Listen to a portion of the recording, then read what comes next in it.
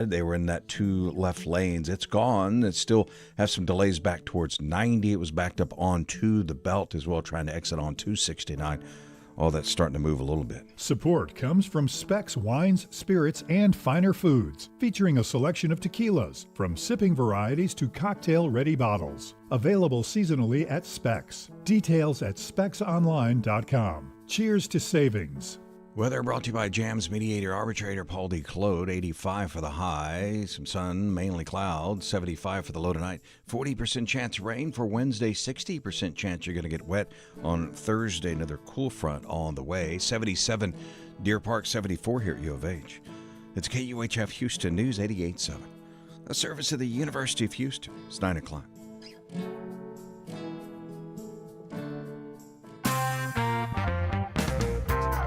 Houston Mayor John Whitmire is proposing an administrative fee tied to garbage and recycling pickup.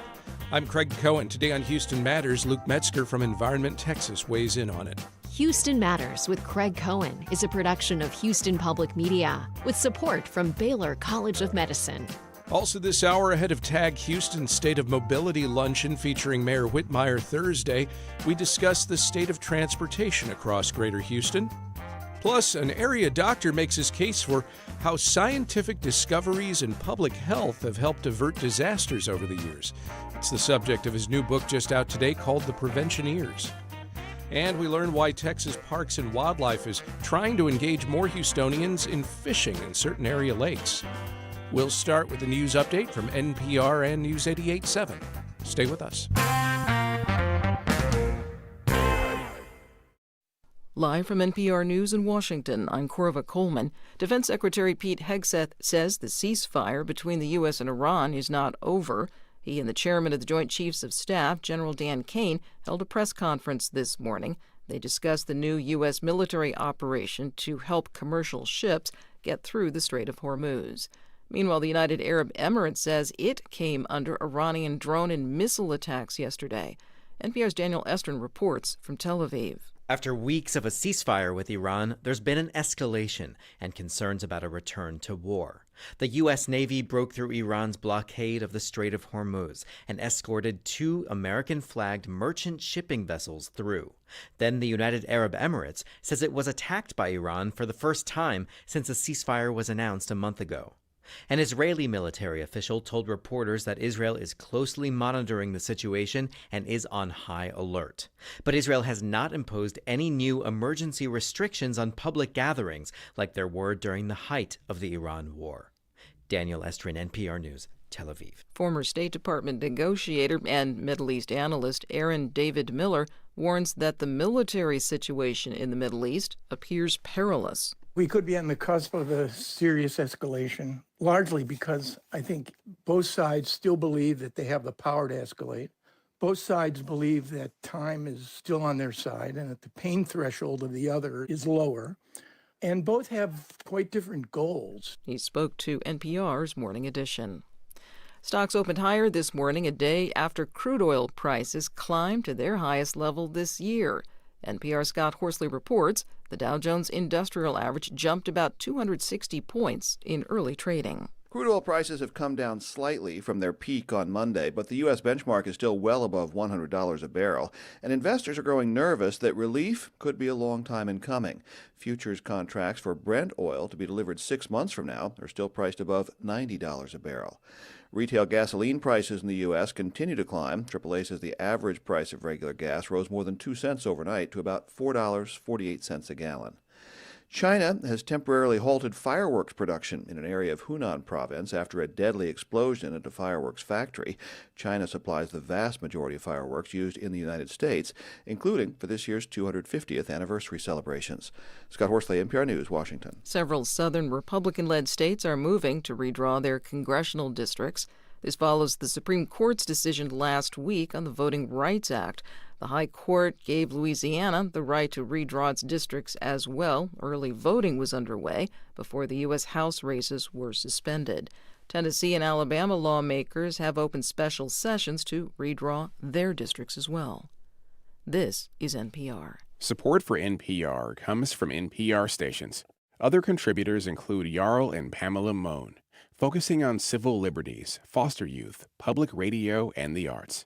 And the Public Welfare Foundation, committed to advancing transformative youth and criminal justice reforms. Live from News 88.7 in Houston, I'm Matt Harab. Houston Mayor John Whitmire is expected to propose an administrative fee tied to garbage and recycling today. That fee would start at $5 per month for 2 years and gradually ramp up to around $25 per month. Whitmire says the $25 monthly fee would more than cover the department's budget of around $100 million. The garbage fee plans are part of the Whitmire administration's broader budget proposal. A vote is expected next month. We'll have more on this coming right up on Houston Matters. Meanwhile, a new survey from the University of Houston's Hobby School shows State Senator Mays Middleton leading Congressman Chip Roy by 9 percentage points in the Republican primary runoff for State Attorney General. But Mark Jones of Rice University's Baker Institute says Roy still has a path to the nomination. If there's one liability that Middleton has, is that more than 1 in 4 Republican primary voters simply don't know enough about him to have an opinion. And if Chip Roy can color that opinion in a negative way, that could cost Middleton votes and allow Chip Roy to close the gap that presently separates him from the Texas state senator. The poll also shows Attorney General Ken Paxton leading Senator John Cornyn by just 3 percentage points in the runoff for the U.S. Senate. The margin of error in the poll is also 3%. And environmental advocates say that Dow Chemical Company continues to violate air quality standards at its plant in Freeport despite facing fines and enforcement action in 2021. Local and national advocates sent a letter to the Texas Commission on Environmental Quality and the Environmental Protection Agency last week, calling for greater enforcement. About 200 Freeport residents signed that letter. Climate activist Gwendolyn Jones led the effort to gather the signatures. People suffering, animals suffering, children suffering, all because they do not want to follow the restrictions. In a statement, Dow said the company cooperates with regulators and is, quote, fully committed to responsible operations. For more news, you can head to our website. That, of course, is HoustonPublicMedia.org. I'm Matt Harab, News 88.7. This is Houston Matters. I'm Craig Cohen. Good morning. Thanks for joining us here on News 88.7 and Houston Public Media's YouTube channel. Coming up this hour, the state of transportation in Houston, what a UTHealth professor has to say about scientific discovery and public health's role in averting disasters. Plus, we learn about efforts to encourage more fishing in local lakes. First, though, Houston has long been the only major city in Texas without a dedicated fee for trash pickup. It's a distinction that may have saved residents money over the years, but has cost the city in crumbling infrastructure, mounting complaints, and environmental neglect. Now, facing another large budget deficit, Houston Mayor John Whitmire is proposing an administrative fee that starts at $5 a month and would be tied to solid waste services. Luke Metzger is the executive director of Environment Texas, a group that's long called for the city to implement a trash fee. Luke, good morning. Hey, Greg, good to see you again. Yeah, in San Antonio, residents are paying a monthly garbage fee that ranges from around $20 to $35. Austin, it runs from about $29 to $64 a month. Dallas sits around $40. Why has Houston been the holdout all this time on this? Well, it's hard to say, but it's been, of course, discussed for decades. And previous mayors have contemplated adopting a fee and I guess have decided against it. Of course, nobody wants to pay additional fees, but this is clearly long overdue, where Houston solid waste services just aren't meeting expectations. We saw, of course, last year, 3 of the 4 top complaints to 311 were about solid waste services, either missed garbage pickup, missed recycling, illegal dumping, other things. Clearly the department is just stretched too thin. It can't meet just the basic services, much less achieve some of its longer range goals, including towards reducing the overall amount of waste that we generate in the city. Do you think it's about those complaints, or is it about budget pressure that's just saying there's no other way to make the dollars meet as we head into this latest budget season with it's about $174 million deficit that the city's dealing with?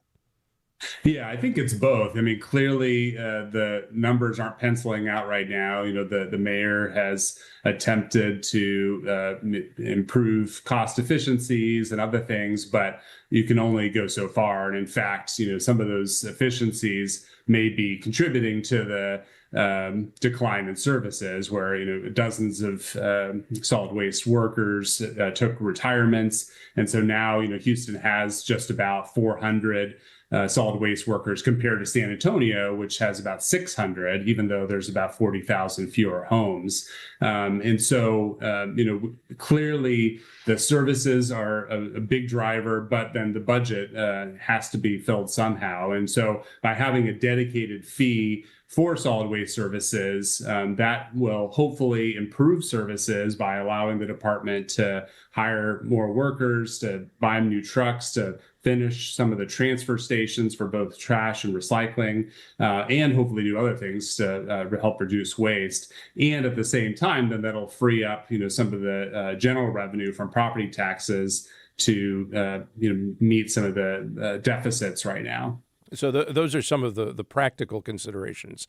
From an environmental perspective, what do you see as the potential impact should this fee be implemented, and should it be enough revenue that over time it allows the city of Houston to hire more workers, put more trucks in place, and consistently pick up trash around town?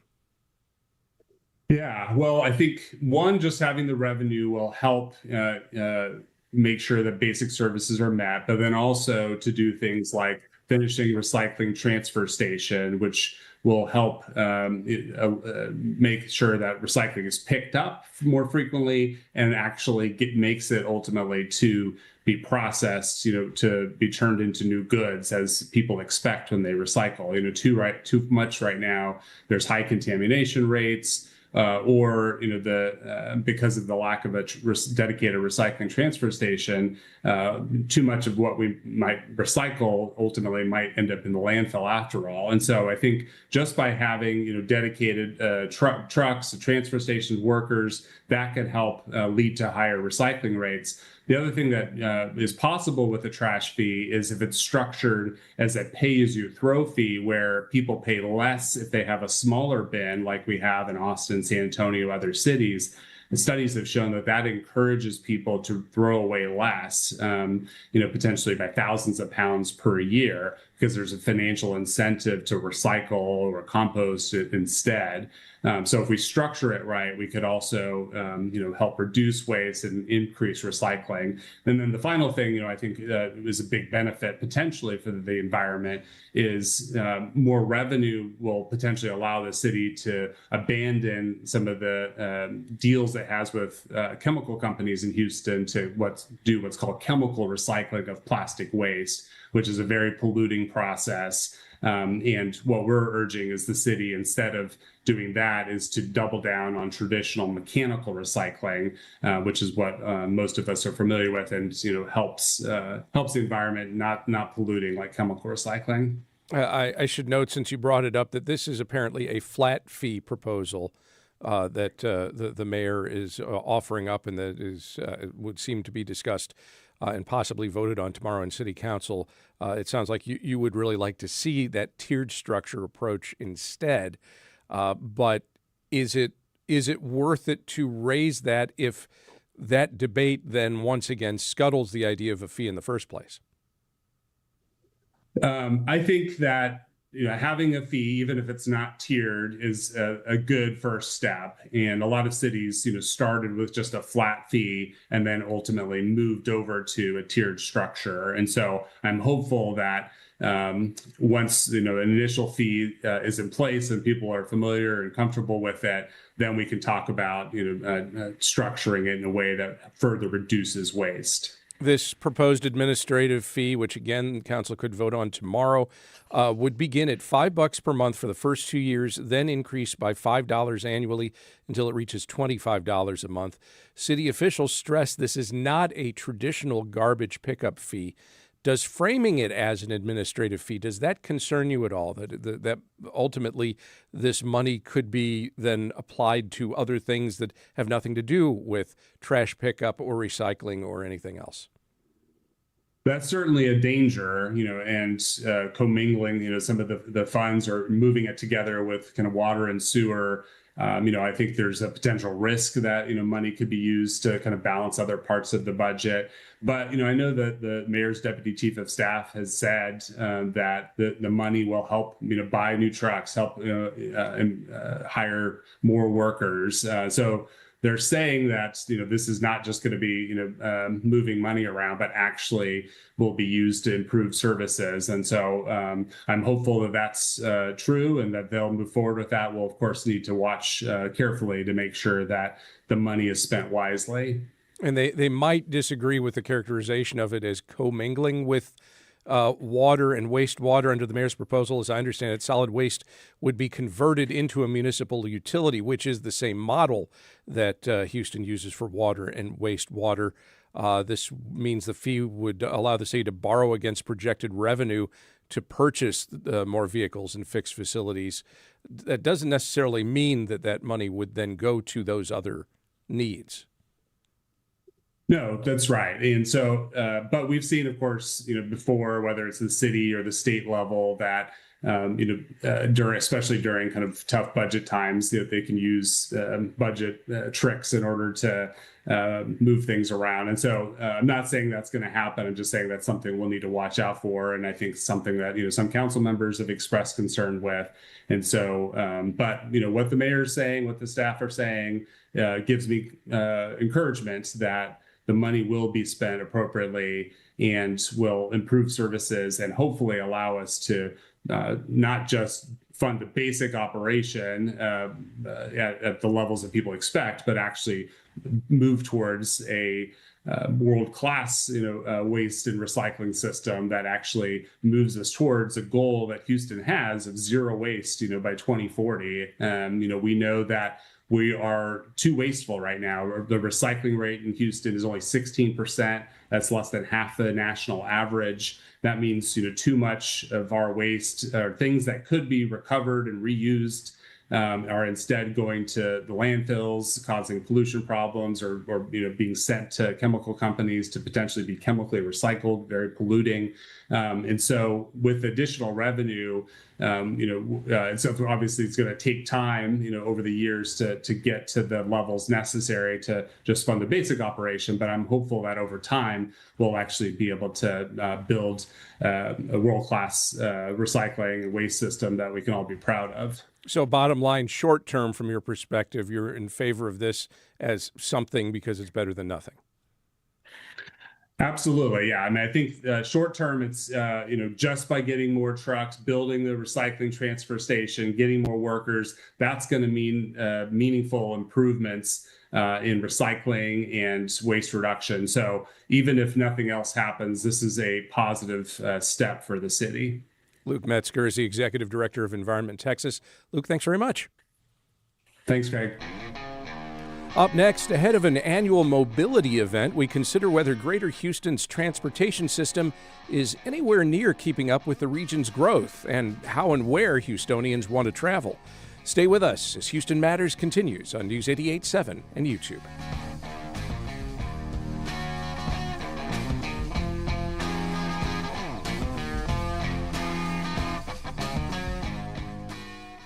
I'm Ernie Manous on the next Hello Houston. You count on Houston Public Media. That's why you're here right now. Take the next step and become a new member today. Every gift makes a difference. And with a gift of $5 a month or more, you'll receive PBS Passport, a member benefit that lets you stream more of the shows you love anytime. It only takes a minute to make a big difference. Join as a new member today at houstonpublicmedia.org/donate or call 800-364-8300. Like you, and from Baylor College of Medicine. Baylor's work centers on advancing health and medicine through research, education, and patient care. Support comes from the Museum of Fine Arts Houston, presenting Buddha, Nature, 5 Dialogues on Our Shared World, illuminating the ecological and ethical questions through art. On view through May 10th. Details at mfah.org. This is Houston Matters. I'm Craig Cohen. On Thursday, Mayor Whitmire will headline the Transportation Advocacy Group's annual State of Mobility Luncheon. It's a chance for the mayor to outline his vision for transportation infrastructure in the coming year. It comes as Greater Houston continues to grow, but where people are choosing to live and work continues to transform. Can a metro area's transportation, largely defined by its highway system, keep up with those trends? Let's discuss now with Jim Webb, a board member of TAG Houston, whose membership includes public agencies, business leaders, and community partners who advocate for projects like highway expansions and transit improvements, and Peter Eccles, Director of Policy and Planning for Link Houston, a nonprofit that advocates for a more equitable transportation network. Good morning to you both. Good morning. Good to be with you. As we chat, we also welcome your questions and comments for our guests at 713-440-8870 or talk@houstonmatters.org. Jim, first, what do you see as TAG Houston's role in helping to shape transportation in the future in Greater Houston? So our role is really focused on advocacy and advocacy for sustained and sufficient transportation funding. Our population growth is immense, as you know. From 2000 to 2020, we've grown by 50%. We're expected to be at over 10 million people in this region by 2050. We are outpacing that growth in terms of inflation and the cost of what it takes to deliver transportation infrastructure projects. The TxDOT Highway Cost Index shows that between 2020 and 2025, it's grown by 76%. So that means if you had $100 million to deliver a project in 2020, 60% of that now is essentially gone. So what we exist to do is to make sure that our policymakers, our legislators, our regional leaders at HGAC and the TPC understand the importance of transportation funding and help identify the different tools and levers that we can pull and push on to make sure that we've got the resources we need. I think you may have automatically hit on one of the biggest challenges that we have when it comes to any kind of transportation projects, which you mentioned how the numbers have changed since 2020. Well, that's when a lot of highway projects, expansions that are in progress in 2026, they're ultimately decided in 2020. Like we get 5 or 6 years out and the math has changed in terms of funding, but also in terms of where people are moving and so where they're driving to and from.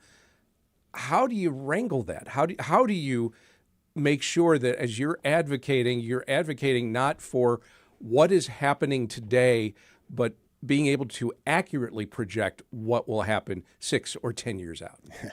Yeah. Unfortunately, we don't have a crystal ball, but we do live in a world where transportation funding is pretty much set by formula. And that funding can be flexible in terms of how it's allocated between multimodal activities, bicycle, pedestrian, public transportation, and general mobility. From a TAG perspective, we want to be and always are multimodal and make sure that we're advocating for all the different modes. We understand that everything is needed. You know, we need trails, we need sidewalks, we need general mobility and highways, right? So making sure that we're advocating for everything, I think, equivalently across the board is what we try to do.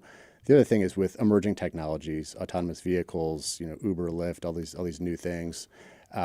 We're always trying to work with the business community, thought leaders to make sure that as technology advances and there's new transportation modes out there to consider, that those are on our radar screen as well.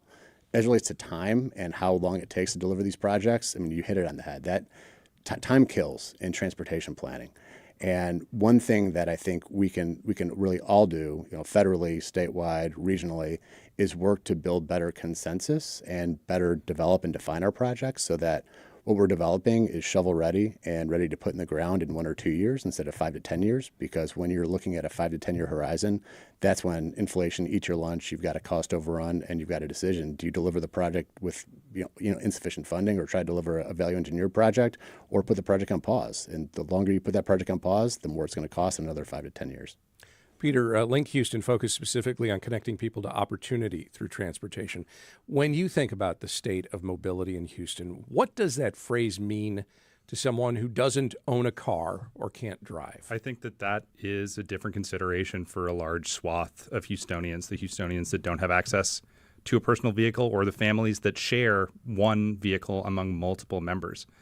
Owning and maintaining a personal vehicle is incredibly expensive. The AAA estimates it at about $12,000 a year, the overall cost of ownership, gas, the rising cost of car insurance. And for a lot of people, that's an expense that they can't bear. Even for some folks, the cost of repair to their vehicle is something that they can't bear. So Link Houston speaks with transit riders regularly. We're in the thrust of another one of our surveys of transit riders. And one thing that we're learning a lot as we talk to folks are a lot of people on the bus are riding because their car is in the shop, or they don't have the extra disposable income right now to make that repair to their car. And for all of these different reasons, folks who don't own a car, folks who share access to a car, folks who can't afford a repair or, even the parking at their workplace, all of these things together make for Harris County residents, 1 in 8 Harris County residents ride public transit at least once a week, which I think is a much larger share than people expect when they're just looking at commute data. Okay, so cars are too expensive. Maintaining them, buying them, the wear and tear on them. Transportation projects to improve the roads are too expensive. The job opportunities are here in Houston that drive people here, but the living opportunities are out in the suburbs, the exurbs. That's where it's more affordable to live. So what's the answer to all of that? I throw it out to both of you. I think that we're getting a great experiment in this right now, in the sorts of transit improvements that Metro is planning for the FIFA World Cup starting in June. Metro is going to be running the most frequent transit service in most Houstonians' living memory between June 7th and July 11th. That means park and ride service in those far-flung areas that you mentioned where sometimes the cost of housing is cheaper, but that savings is eroded when you factor in transportation costs. Metro is going to be running park and ride service from the majority of its lots every 30 minutes until midnight, 7 days a week. For the longest time, it's really only been useful for those 9 to 5 office commutes. For the first time ever, it'll be possible to take Metro to a baseball game and even have time for a snack or a drink after the game and get back to your car in the suburban lots. But that's also still for Harris County, right? All the growth is in Fort Bend County. It's in Montgomery County. We're seeing it when I talk about people, commuting great distances. We are talking 30, 40, even 50 miles a day. So we do have more transit providers in this region than Houston Metro, right? So the Woodlands Township operates a very robust public transportation program, which was really a core tenet of that master plan community by George Mitchell back in the 90s and early 2000s. City of Conroe has a very successful park and ride system as well.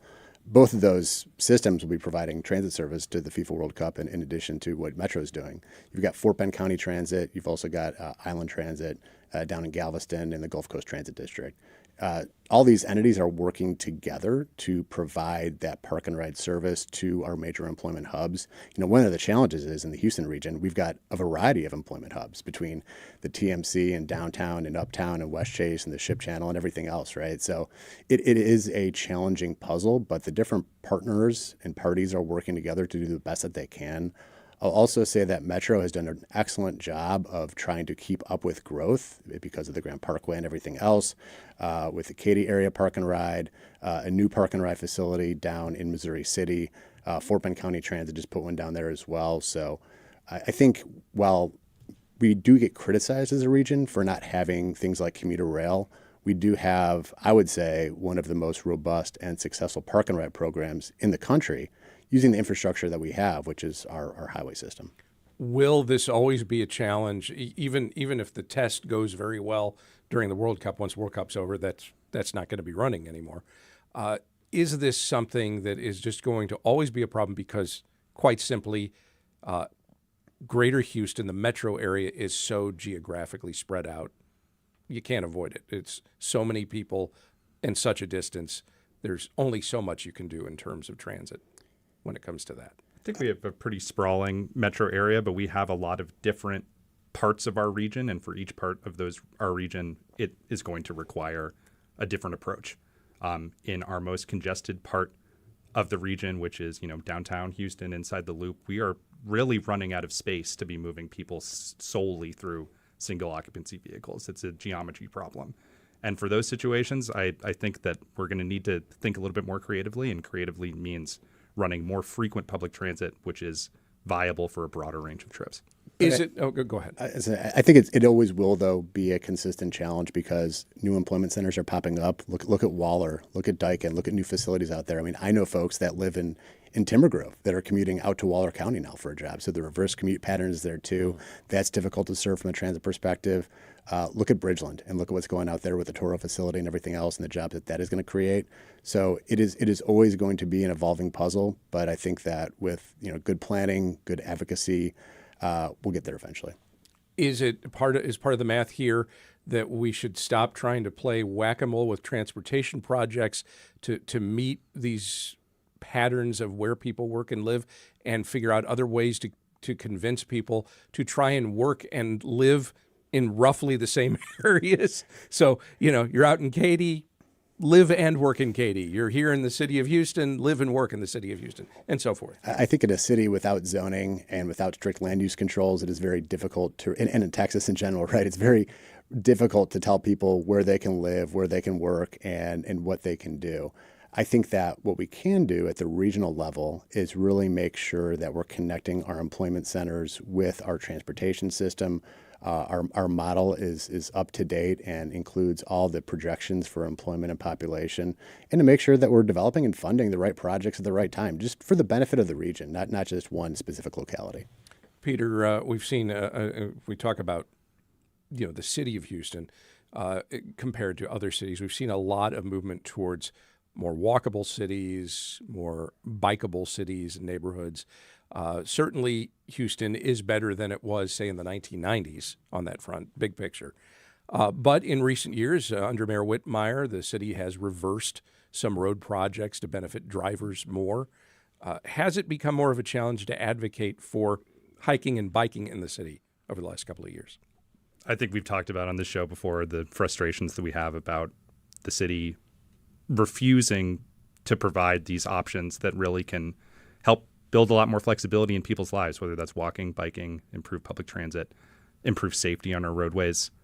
What I would say is that there is a huge demand among the population for more of these options. You see this time and time again in the Kinder Houston area survey, in the surveys that Link Houston does of bus riders, where riders are continually demanding that Metro run more frequent service.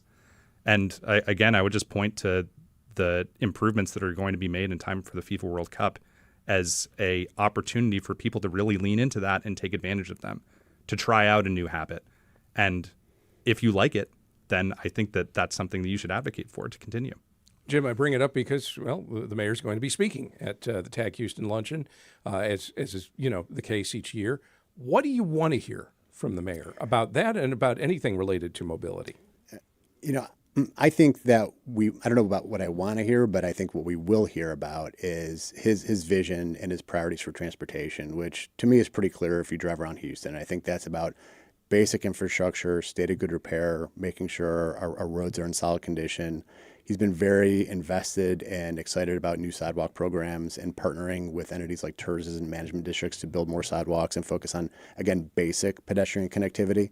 I think one of the things that I do want to hear more about actually is the number of partnerships which the mayor and the city have begun to enter into for transportation. More so than ever before, we're working with Harris County, all the various precincts, all the various TERSs, all the various management districts, the nonprofits and LGCs like Houston Parks Board and Buffalo Bayou to get more done now, I think, from a transportation perspective, even multimodal and trail and hike and bike, than really ever before. And I think we're using that opportunity to get stuff done that any one agency couldn't, just given the huge burden associated with design, construction, and then operations and maintenance, which has been a big burden for a lot of those projects from a city perspective. Let's take a call. We have Chris on the line from Katy. Chris, what's your question or comment? Hey, thanks for taking my call. I'm from Katy, actually, and originally from Chicago, where we have a pretty robust transportation alternatives, bike paths, separated bike paths, et cetera, and great rail and trail. And moving to Houston, it's been really frustrating for me to choose to bicycle. And I do take the Metro. I take the park and ride regularly. And when I need to drive, it's really a pain. But I really don't feel like I have the option of bicycling. And I was wondering why is it so difficult to connect the main employment center downtown to places like Katy where people like me do live for the schools and stuff. All right. Thanks for the call and for the question.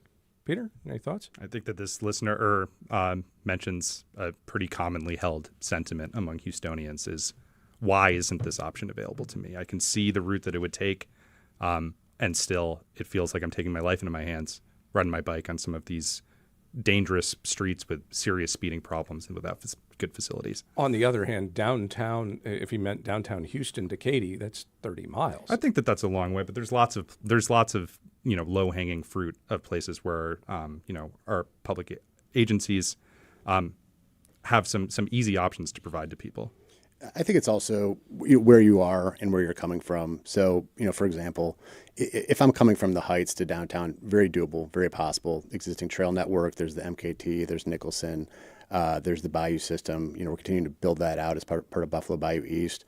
I think as you're talking about regional connectivity and regional trails, that's a bigger nut to crack, and we're getting there through folks like Houston Parks Board, extending northwest down White Oak Bayou, but all the way to Katy. That's the challenge. On our YouTube channel, Brandon says, "I've been taking the Metro bus for much of my life. I have an appreciation for public transportation with how wide-ranging it has been.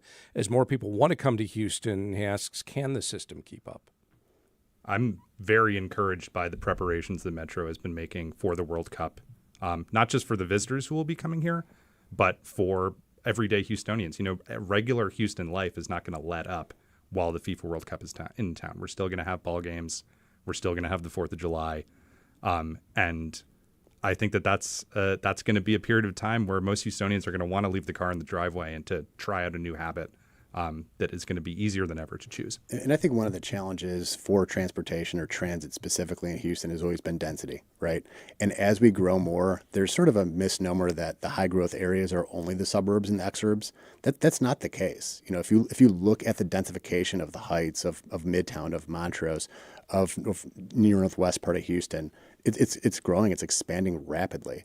As that densification occurs, it's going to encourage more folks to use public transportation, I think make public transit more accessible. Jim Webb is board member of TAG Houston. Peter Eccles is director of policy and planning for Link Houston. Thank you both very much. Thank you.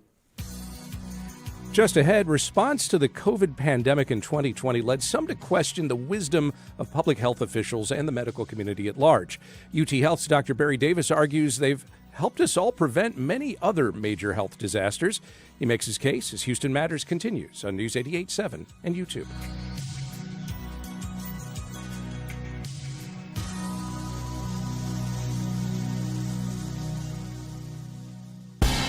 Early one morning. It's not just your car. It's the one that brought your kids home from school, took you cross country, held memories, laughter, even a few breakdowns. When it's time to let go, give your car a new purpose.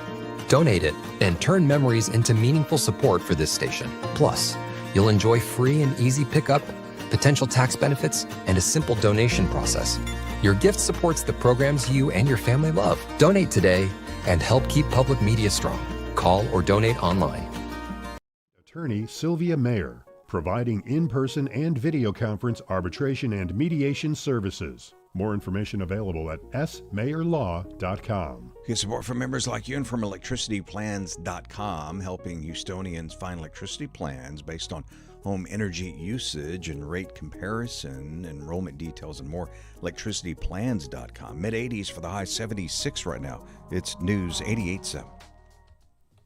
This is Houston Matters. I'm Craig Cohen. Response to the COVID pandemic in 2020 led some to question the wisdom of public health officials and the medical community at large. Some of the initial advice we received shifted as we learned more about COVID-19. And debates over masks and social distancing and other related policies increasingly became politicized and may have obscured the remarkable speed with which vaccines were developed. COVID, of course, was just one in a long line of health emergencies across history, and as we look back, we may find a number of instances when the medical community, scientists, and public health officials alike may have helped humanity prevent a variety of other disasters. That's part of the case Dr. Barry Davis makes in his new book, The Preventioneers: Diseases, Disasters, and the Discoveries That Changed Our World. Davis is professor emeritus and former chair in public health at UTHealth Houston School of Public Health. Dr. Davis, good morning. Thank you. Thank you for having me. Who does Preventioneers refer to exactly? Preventioneers is a term I came up with. It combines prevention and pioneers. Some of these people are prevention advocates, prevention champions. But these are people who saw a preventable harm, decided to do something about it, came up with a solution, gathered evidence, tried to implement the solution. Some were successful, some weren't. Couple of quick examples here. Benjamin Franklin helping to develop the country's fire prevention strategies. Doctors who pushed for better safety standards in early cars. How did you settle on what examples you wanted to share? Well, it was easy to come up with Benjamin Franklin because the book started with starting to think about COVID, and we have all this knowledge. Why can't we translate it? And the saying is, an ounce of prevention is worth a pound of cure.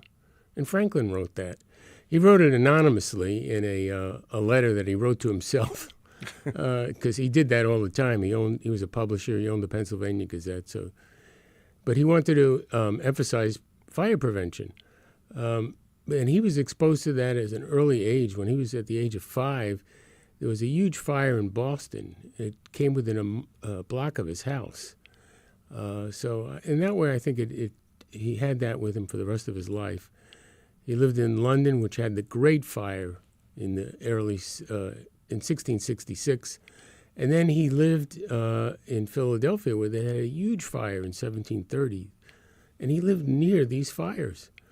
He learned a lot in London about fire prevention, and he translated that. So he came up with this great saying, and he gave advice about how to prevent fire. But he was more than that. He invented things like the Franklin stove and the lightning rod. And he also started one of the first fire companies in the nation, the Union Fire Company in Philadelphia. And he himself became a fireman. There's a great picture of him in the book, and with him with a fire hat on. We tend to be a reactive society. Something happens, we jump in and say, okay, let's fix that. How can we be more proactive, be more focused on preventing things as opposed to figuring out how to just manage a situation after it's already spiraled out of control? That's a great question. The idea is to see what's happening around you. What is the harms that are happening, and try and think of ways that prevent that. The great example of that, there are many examples in the book, but the great example of that is these doctors. They saw these patients, whatever practice they were in. They were a neurosurgeon or a plastic surgeon or ear, nose, and throat, orthopedics. And they said, why are all these people getting so destroyed by car accidents? What is going on here?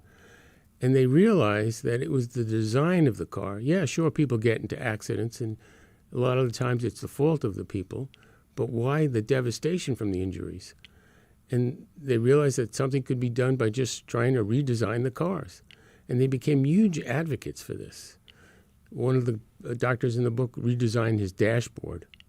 They all advocated for seat belts. And then eventually we got all these things into place, but it took a long time. Why do you think it is we so often reactively push back when somebody says, I think I've built a better railroad here. I think I've found a way to do what we're doing safer, more effectively, and maybe we can save some lives here? There's a whole host of reasons, and I go over them in a lot of the places in the book. But, first of all, there's the status quo. People just don't want to upset the status quo. Then it's whose ox is being gored. It's the auto industry, well, they might push back. If it's the tobacco industry, they might push back. And then there are other things, too. There's places where it's just culture. People just, for various reasons, they just don't want to change things. And then you can meet massive resistance. And that's why I call them pioneers, because they fought against the resistance. Even Franklin had to fight for it. Yeah. How does Houston fit into all of this? When you think about the world we're in here in our metro area, are there examples that you'd point to? You say, well, there's an example of how, we were smart enough to develop something that prevents a problem, or here's where we routinely fall short because we're just unwilling to accept that? There are so many examples in Houston. I mean, first of all, there's the medical center, so it's involved in all the things medical and public health. And then there's the oil and gas industry, which are involved in all the things for the future in terms of climate change. And then there's a lot of things that go on just with the weather. We have floods, we have heat. And coming into the studio today, I heard about preparing for a heat crisis. And we have to be more aware and more proactive. I mean, every time we have a big hurricane or a big storm, people say, hope for the best, prepare for the worst. Well, we need to prepare. And prepare is just another word for, another step in prevention. And there's just so many things that if people thought about it, where they live or where they work, what are the preventable harms? What can we do about it? And it may cost a little bit up front, but it saves a lot of money and a lot of disasters in the end. As we look back with a little bit of distance now, more than 6 years since the pandemic came to our door here in Houston, could we have done something more to prevent some of the worst outcomes from it and our response to it? Yes, in many ways. I mean, it was the fault of many people, including the medical and public health community. But I don't want to throw, arrows at anybody. It was something brand new, although we had prepared. There was so many documents, so much preparation, knowing that sometime a pandemic will come. And actually, sometime a pandemic will come in the future. Yeah. They had written all these plans and preparations, but there were so many points of resistance in this. People just were not afraid of dealing with it.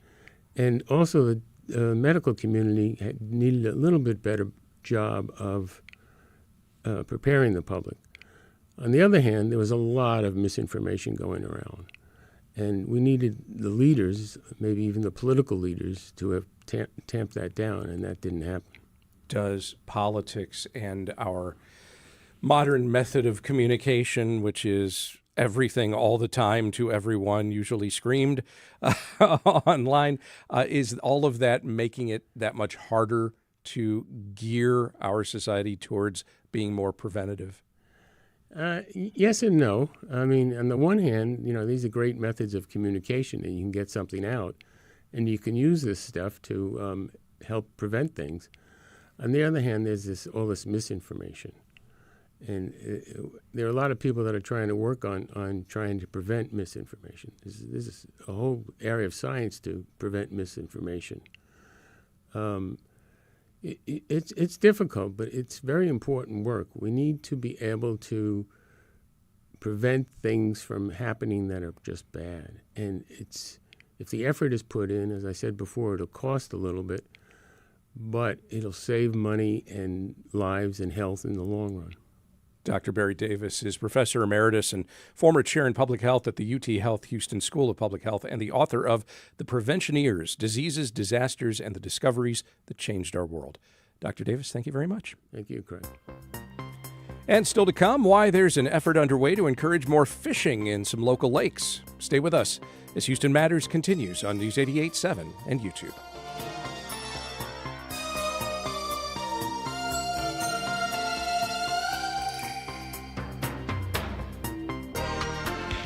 Hi, I'm Andrew Love, and I'm a professional voice actor. The types of characters that I normally play would be either villains. And still, he'll die to protect that man. Have you ever heard of a more pathetic life? Or bros. Really tasty! I've never had anything like this before! I would say there are certain aspects of every character that I play that are pieces of myself, and especially more the bro dudes. Unfortunately, I would say that I would be a lot like those kind of characters. Goofy more than anything. I just don't get it. Villains are fun to play because they're usually pretty extreme or over the top. Even though sometimes it's fun to play the opposite of that and be more subdued. How am I able to tell humans and monsters apart? Let's see. Sometimes people think that it's just doing crazy different voices, but a lot of the times I'm using my regular voice, just varying degrees of the emotion. A lot of people can tell me that they do Yoda voices at conventions and that they're ready to jump into voice acting. And that's great if that's what you're auditioning for, but unfortunately, or maybe fortunately, it's usually just your main voice. I'm a very firm believer in having some type of basis in theater if you're going to go into performance. It can give you a set of tools that you can use in any of those other forms. It's just a really good way of understanding how to express art through your actions and your words. If you have a basis in that, then going into voice acting is an extension of that. It makes your job much easier. That's not to say that there aren't people that can't just walk in and do that, but the likelihood of that's very small, and you don't want to waste people's time, because in business, time is money. I'm Andrew Love from Bel Air, and you're listening to Houston Matters with Craig Cohen. Support comes from Theater Under the Stars, presenting Beautiful, the Carole King story. Feel the earth move as you sing along to the story of the legendary songstress. On stage at the Hobby Center May 19th through 31st. Tickets available at tuts.org. Join us for Hello Houston.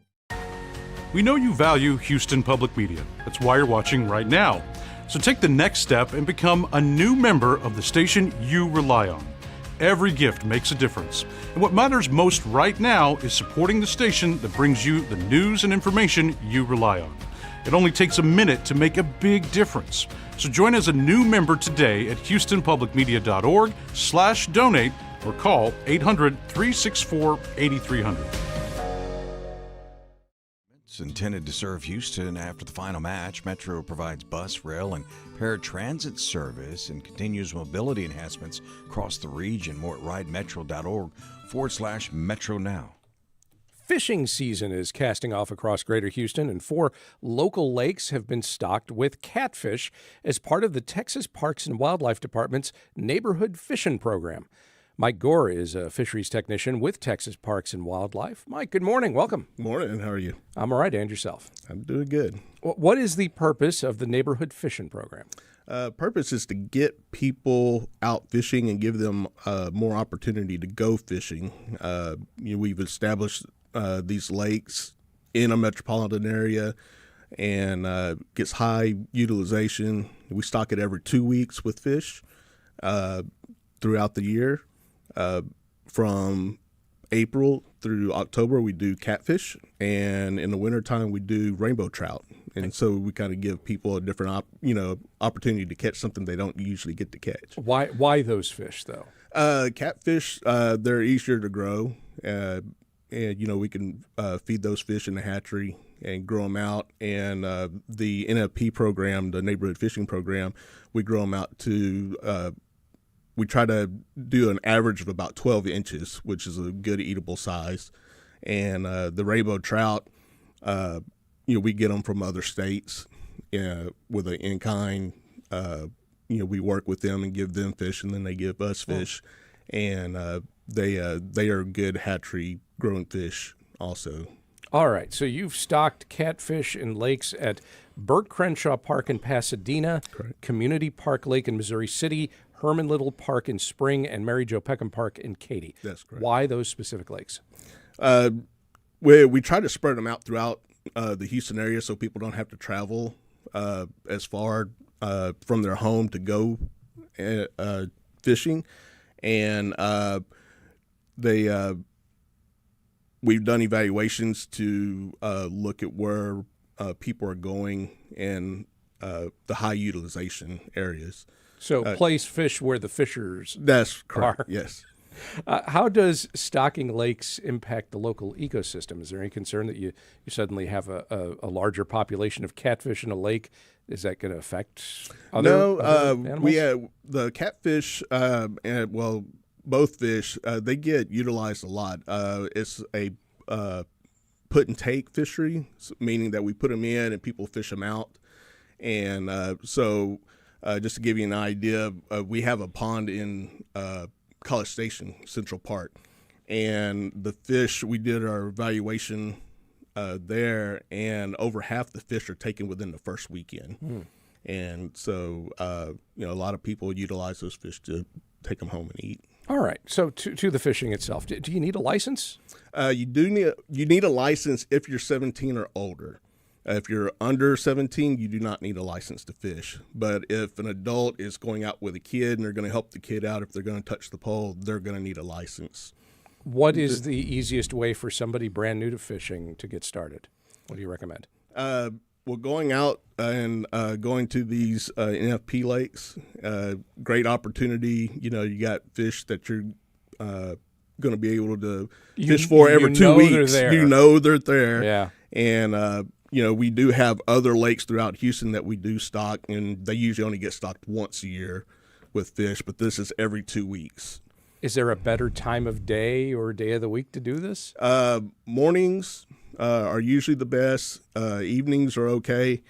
But mornings, you know, they're feeding a lot in the mornings. I've seen people fish out there all day, but, you know, those are diehards. But mornings are the best, and evenings, just because of the weather. And yeah, you mentioned that some folks they want to go fishing because they want to bring it home and cook it. Correct. Are there some municipalities where no, it's catch and release only? There are. And you had when you go out to these ponds, if you don't go to these particular four, if you go out to other ponds in the Houston area, you have to look at. They usually have a kiosk or a sign that has regulations where that municipality has regulations, whether it's catch and release. I imagine you go fishing yourself from time to time. Do you have a favorite spot? I don't have a favorite spot. I've got a favorite. I mean, over the years, after working with Parks and Wildlife, I do have a favorite lake that I like just because of, you know, the ease of fishing out there. It's, you know, not too big and it's not too small. Do you want to tell us where it is, or you don't want everybody else to know because that's what you like about it? No, Lake Somerville is one of my favorites. It's got, you know, bass, and it's got catfish. They also have hybrid striped bass, which we stock in several lakes. And the hybrid striped bass is a put and take type deal because they don't reproduce. And we stock them over at Lake Somerville and Lake Conroe. And so they put up a pretty good fight, so it's a lot of fun. Sometimes folks will go fishing, and their intention is to catch catfish.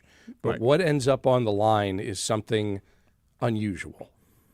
Maybe a species that isn't, you know, that's invasive, or there's something unhealthy about it, or there is something about where they're like, I kind of feel like I need to tell somebody that I just caught this. What do they do? Usually, there's not anything really unusual. There are fish that people aren't familiar with, like freshwater drum, and a lot of people will confuse them with crappie or just don't know what they are at all. The weirdest thing I've heard of, you know, being caught in like these community ponds are Oscars, which come from the aquarium trade. They get too big for the tank, and people just release them. Oh, okay. And, which they should not do. Yeah, right? yeah. You don't want to do any of that. Yeah. We've had an instance. We had a piranha at one time over at Tom Bass that little girl caught. Yeah. And we tried to go out there and make sure there weren't any more of those out there. And any one basic tip that you give for, say, a family that wants to go fishing this weekend, something simple that they ought to remember? Just keep it simple. You know, the catching sunfish is where a lot of people get their start, perch, brim, whatever you want to call them. But, you know, taking a small pole, small hook, you know, little bitty weight and some worms and going out fishing, and just keep it simple. And the biggest thing is just get the kids engaged. And, you know, if they get frustrated, go ahead and quit. Don't keep trying to fish, because I see a lot of We're going to stand here until you catch Correct. something. Probably not and then it the gets best too approach. hot. You know, when the kid starts wandering off, you just stop at that point.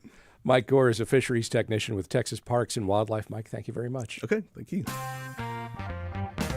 And that'll do it for today's show. The Houston Matters team includes Michael Haggerty, Joshua Zinn, Brenda Valdivia, Mincho Jacob, and Laura Walker. Jared Carroll's our technical director.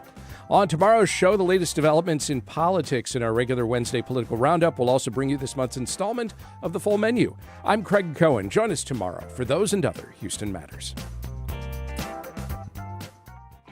Support for Houston Public Media comes from Texas Mutual Insurance Company, a workers' compensation provider committed to helping Texas communities and emphasizing safety. More at texasmutual.com/TexansGetIt. Support for Houston Public Media comes from listeners like you and from